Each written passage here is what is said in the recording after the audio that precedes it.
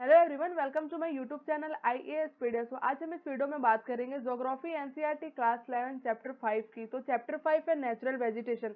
अब हम इसमें बात करेंगे कि नेचुरल वेजिटेशन क्या होते हैं, देन फॉरेस्ट के टाइप क्या होते हैं, कौन कौन से फॉरेस्ट हैं, ये सब। देन आपका जो कंजर्वेशन है वाइल्ड लाइफ का एंड बायोस्फीयर रिजर्व, ये सब पूरे डिटेल में हम इस वीडियो में बात करने वाले हैं।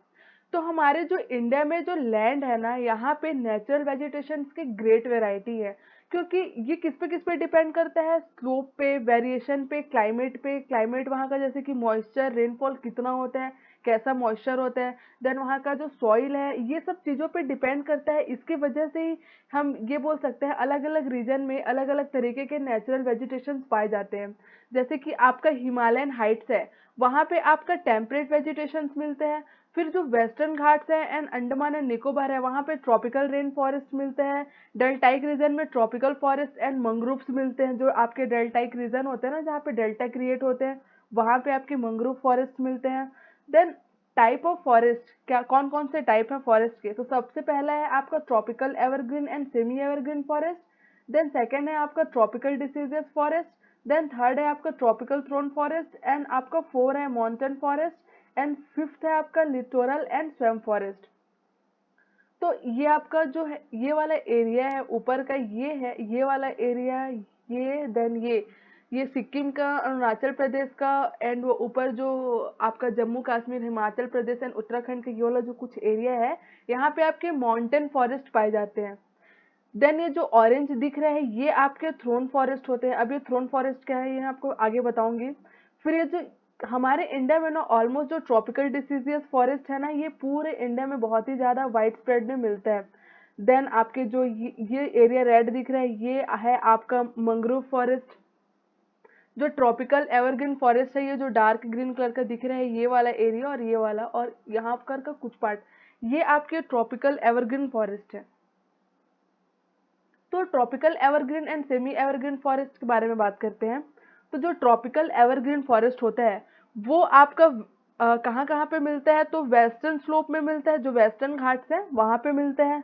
देन आपका नॉर्थ ईस्टर्न हिल्स है, वहाँ पे मिलता है। अंडमान एंड निकोबार है, यहाँ पे आपका ट्रॉपिकल एवरग्रीन फॉरेस्ट मिलते हैं। ये जहाँ पे फाउंड होता है ना, वहाँ का जो वो होता है ना एरिया होता है, वो थोड़ा वार्म एंड ह्यूमिड एरिया होता है।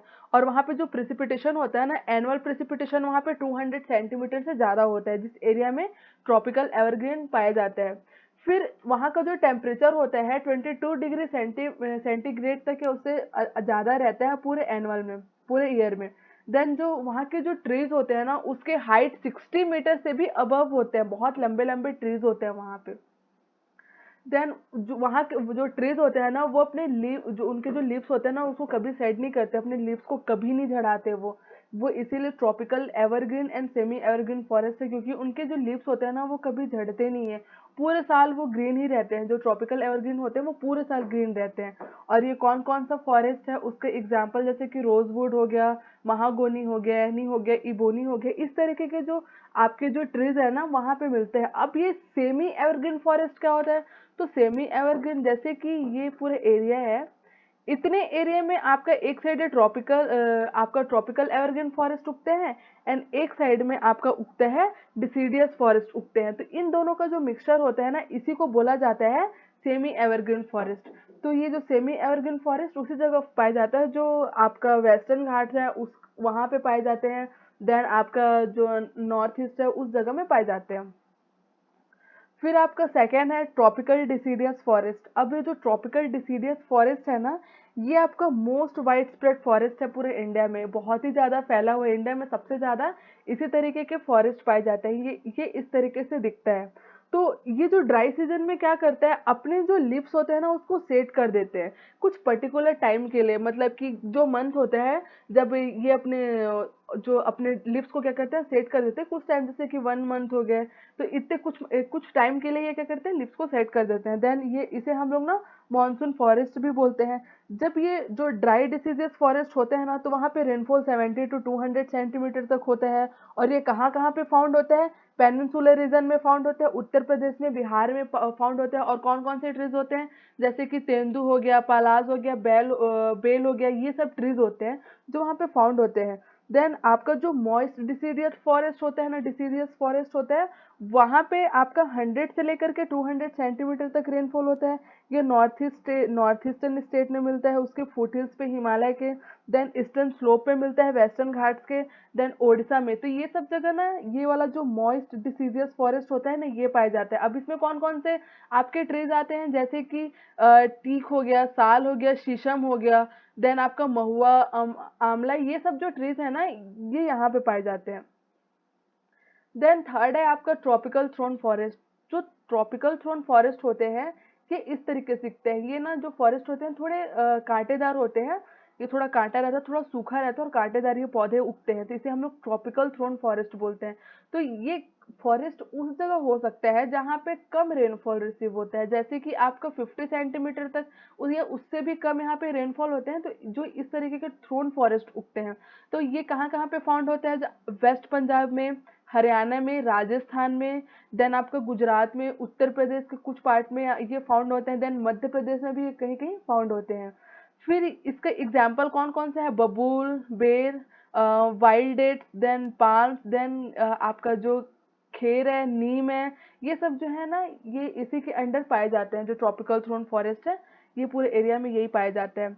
फिर इसका जो हाइट होता है ना, वो अंडर 2 मीटर के, मतलब 2 मीटर ग्रोथ में होता है, 2 मीटर के अंदर ही होता है, 2 मीटर से ज्यादा नहीं होता है इसका ग्रोथ। फिर इसके जो लिव्स होते हैं ना, ये बहुत ही ज्यादा वैक्सी होते हैं एंड रूट बहुत डीप होता है इसका।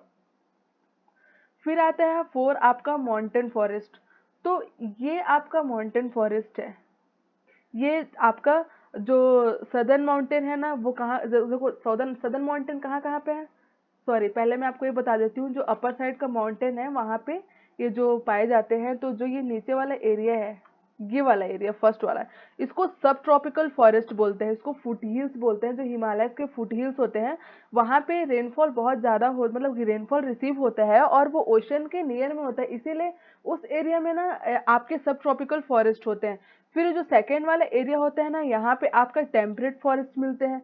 फिर इस वाले एरिया में बोथ दोनों मिलता है। फिर ये जो ऊपर वाला एरिया होता है ना, ये आपका पास्चर होता है, यहाँ पे आपका समर ग्रासलैंड जो होते हैं ना, वो यहाँ पे मिलते हैं। फिर जो साउथ साइड का है ना, सदर्न माउंटेन है ना, वहाँ पे जो आपके माउंटेन फॉरेस्ट फाउंड होते हैं ना, वो किस जगह फाउंड होते हैं, जो पेनिनसुला इंडिया है, देन वेस्टर्न घाट्स है, फिर विंध्यास, नीलगिरी, ये सब जगह में ये आपके माउंटेन फॉरेस्ट पाए जाते हैं। जिनका एकदम हाई एल्टीट्यूड फॉरेस्ट है ना, नीलगिरी, अन्नामलाई, ये है ना, इस जगह पाए जाते हैं। फिर हम बात करते हैं लास्ट लिटोरल, ये आपका लिटोरल एंड स्वैम्प फॉरेस्ट। तो जो लिटोरल एंड स्वैम्प फॉरेस्ट ये होता है कि वो एरिया बहुत स्वैम्पी होता है, वाटर वाटर रहता है, दलदली एरिया होता है, जहाँ पे ये आपके फॉरेस्ट पाए जाते हैं। आपने जैसे देखा होगा कि जो पैडी कल्टीवेशन होता है ना, तो जो पैडी कल्टीवेशन होता है, तो वो एरिया भी बहुत ज्यादा स्वैम्पी एंड मार्शी होता है, दलदली होता है, पूरा पानी पानी जैसा होता है जहाँ पे पैडी कल्टीवेशन करते हैं। अब जो ये आपका लिटोरल एंड स्वैम्प फॉरेस्ट है, तो ये टू साइड से चिल्का लेक, क्योलाडो नेशनल पार्क, तो ये सब जगह पाए जाते हैं। एंड आपका डेक्कन प्लेटू है, वहाँ पे जो लगून्स है, वेटलैंड्स है, एंड आपके जो वेस्ट कोस्ट है, वहाँ पे ये सब पूरे फॉरेस्ट मिलते हैं। राजस्थान एंड गुजरात में जो गल्फ ऑफ कच्छ है, उस जगह पे मिलते हैं। देन क्योलाडो नेशनल पार्क है राजस्थान में, वहाँ फिर ईस्ट कोस्ट पे मिलता है चिल्का लेक के। फिर ये आपका ये जो होता है ना, फ्रेश वाटर में भी होता है, फ्रेश वाटर में भी होता है, और ये आपका मरीन वाटर में भी हो सकता है। फिर जो मंग्रोव फॉरेस्ट होते हैं ना, ये मंग्रोव फॉरेस्ट ये कहाँ पे आपके ग्रो करते हैं, जो आपके जो सॉल्ट वाला जो होता है ना एरिया, जहाँ पे डेल्टाइक रीजन होता है, जहाँ पे डेल्टा जाके क्रिएट करते हैं, जैसे कि महानदी, गोदावरी, कृष्णा, ये सब डेल्टा क्रिएट की, वहाँ पे ये मंग्रोव फॉरेस्ट है। एंड आपका जो गंगा एंड ब्रह्मपुत्र का जो डेल्टा रीजन है ना, जो सुंदरबन डेल्टा है, तो वो वाला एरिया पूरा ना, वहाँ पे मंग्रोव फॉरेस्ट पूरा मिलता है। और ये जो आपका मंग्रोव फॉरेस्ट है ना, ये क्या करता है कि ये इसके जो रूट्स होते हैं ना, ये बाहर आने की कोशिश करते हैं अर्थ से। तो इसीलिए देखो ये कि क्या होता है ना, पानी से जस्ट ऊपर आ रहा है, क्योंकि इसको ऑक्सीजन ऑक्सीजन नहीं मिल पाती ना ढंग से पानी के अंदर में, तो इसीलिए ये पानी से बाहर आने की कोशिश करते हैं अर्थ से। और जो वर्ल्ड का हाईएस्ट कवर मंग्रोव है ना, वो आपका इंडोनेशिया में है। देन हम बात करेंगे फॉरेस्ट कंजर्वेशन। तो फॉरेस्ट कंजर्वेशन से पहले ये देख लेते हैं कि फॉरेस्ट जो कवर एरिया है ना, जो फॉरेस्ट कवर है इंडिया में कितना है। तो जो फॉरेस्ट एरिया कवर आपका 24.56% आपका पूरा टोटल फॉरेस्ट कवर है इंडिया में। अब जो फॉरेस्ट एरिया है एंड फॉरेस्ट कवर है, ये दोनों में बहुत ही ज्यादा अंतर है। जैसे कि देखो, ये पूरा एक एरिया है, डेजिग्नेटेड एरिया है। किसके अंदर डेजिग्नेटेड है? अंडर फॉरेस्ट के अंदर में पूरा एरिया डेजिग्नेटेड है।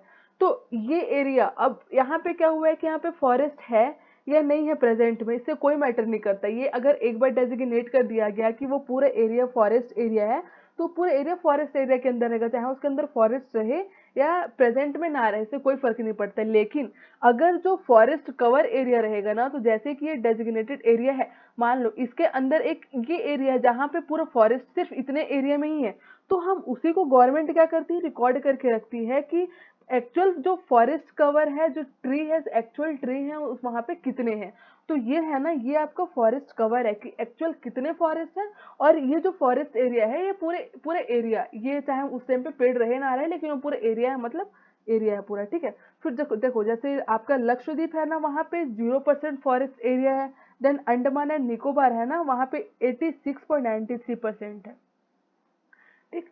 अब बात करते हैं फॉरेस्ट कंजर्वेशन। तो फॉरेस्ट कंजर्वेशन जो फॉरेस्ट पॉलिसी है वो कब आई थी? 1952 में आई थी। देन वो मॉडिफाई कब हुआ? 1988 में मॉडिफाई हुआ।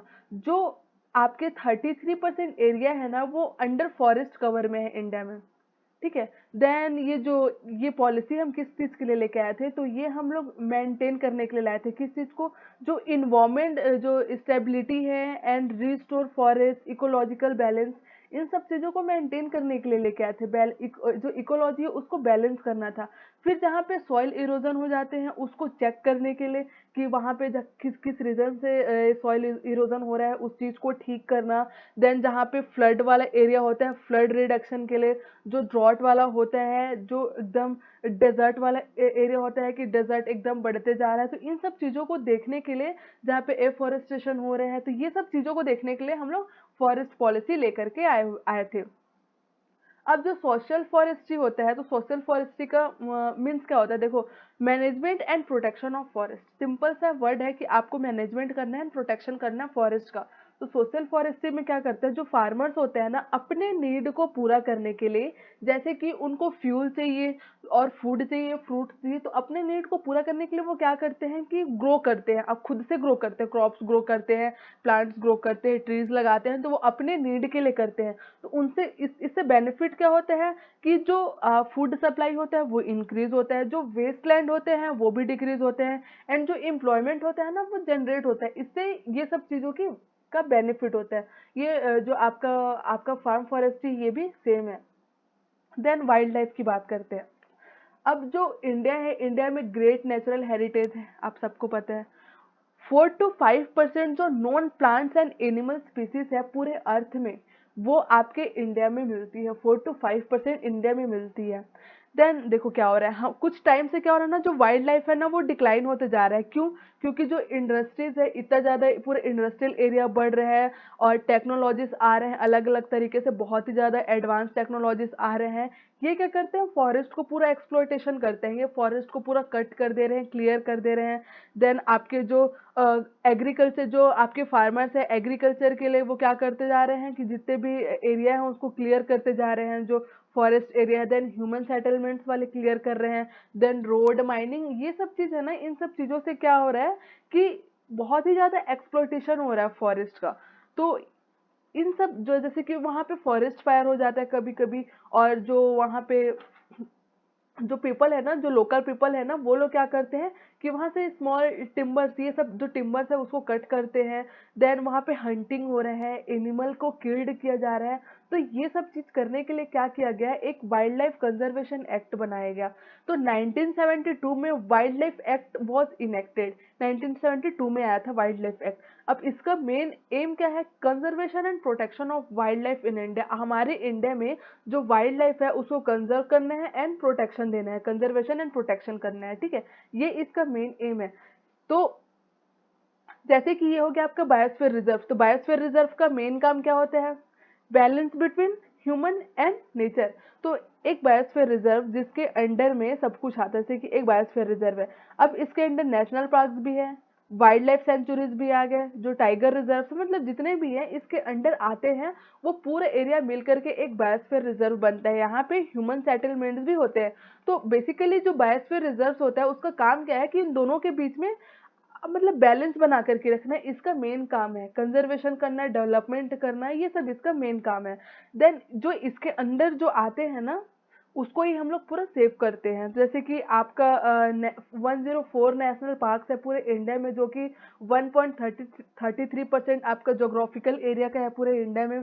देन 566 आपका वाइल्ड लाइफ सेंचुरीज है, जो कि 3.72% ऑफ टोटल एरिया है। लार्जेस्ट काजीरंगा जो लार्जेस्ट है ना, लार्जेस्ट वाइल्ड लाइफ सेंचुरीज वो काजीरंगा है जो असम में है। जो जो highest state wild life sanctuaries है वो एमपी में है, जो 36 है। देन प्रोजेक्ट टाइगर ये 1973 में आया था। यहाँ पे जो ह्यूमंस है ना उसकी एंट्री को पूरा बैन कर दिया गया, क्योंकि हमें जो टाइगर्स है उनको प्रोटेक्ट करने हैं।